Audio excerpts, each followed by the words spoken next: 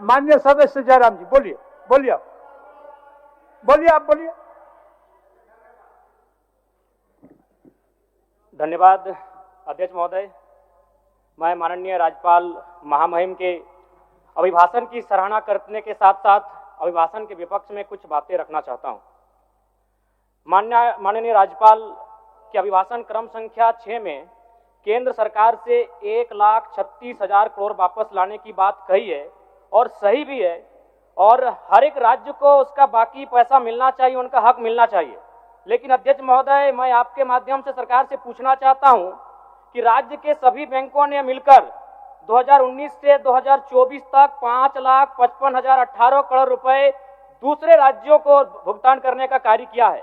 Bank में जो पैसा डिपॉजिट होता है वो दूसरे स्टेट को जाता है, और अगर अभी देखा जाए तो झारखंड का सीडी रेशियो मात्र 36% है, जबकि आप तुलनात्मक अध्ययन करें तो आंध्र प्रदेश का सीडी रेशियो 110 के आसपास होता है, तमिलनाडु का सीडी रेशियो 115 के आसपास होता है।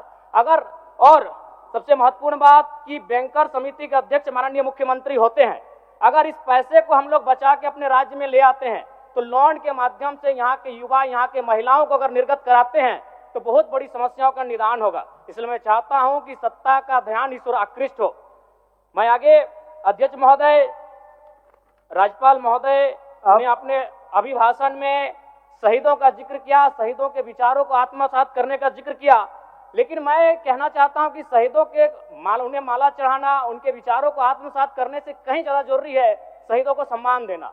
मैं एक झारखंड, चूंकि माननीय मुख्यमंत्री भी झारखंड आंदोलनकारी के सुपुत्र आज वो मुख्यमंत्री हैं, मैं भी एक झारखंड आंदोलनकारी का बेटा हूं, आज मैं विधायक के रूप में आपके बीच हूं, लेकिन आज असंख्य झारखंड आंदोलनकारी के परिवार है जो आज छत बिछत हो चुका है। इसलिए मैं चाहता हूं जिस प्रकार एसटी आरक्षण, ओबीसी आरक्षण और एससी आरक्षण, ईडब्ल्यूएस आरक्षण के साथ झारखंड आंदोलन की लड़ाई लड़ने वाले आंदोलनकारियों के परिवार को, आश्रितों को 5% आरक्षण की व्यवस्था की जाए, ये मैं सदन से मांग करता हूं। अध्यक्ष महोदय, थोड़ा सा और समय लूंगा। अब हो गया जयराम, जब सरकार का उत्तर होना है, अब सरकार फिर बाद में फिर सेकंड पारी में मौका मिलेगा। मान्यवर 30 सेकंड, मान्यवर 30 सेकंड।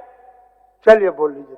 राज्यपाल महोदय के अभिभाषण में इको टूरिज्म डेवलपमेंट कॉर्पोरेशन निर्माण की बात कही है, जो कि सराहनीय है, और मैं चाहता हूं मेरे क्षेत्र में एक पारासनाथ में पुत्री गढ़ी आता है और तेलिया डैम आता है, उनका उस दिशा में भी डेवलपमेंट करने की दिशा में आगे बढ़ा जाए। और सबसे महत्वपूर्ण बात जो झारखंड के नाम में छुपा है, झाड़ और खंड, झाड़ यानी जंगल, खंड यानी जमीन भूभाग, ये एक बहुत बढ़िया संबोधन अभिभाषण रहा महोदय, जिसमें उन्होंने जीएम लैंड की जो रसीद 2017 में रोकी गई थी उसकी रसीद पुनः काटी जाएगी। लेकिन मैं साथ ही साथ यह भी चाहता हूं, क्योंकि झारखंड में जितने भी उद्योग स्थापित हैं, चाहे वो रांची का एचईसी हो, सिल्ली का हिंडाल्को हो, सरकार का उत्तर माननीय मुख्यमंत्री जी, यदि 20-25 वर्षों के बाद उन उद्योगों की जमीन खाली पड़ी है, मुख्यमंत्री को वापस कराई जाए, मैं आपसे ये मांग करता हूँ। धन्यवाद। खबरों के साथ बने रहने के लिए हमारे चैनल अपडेट न्यूज 24/7 को सब्सक्राइब और लाइक करना ना भूलें। धन्यवाद।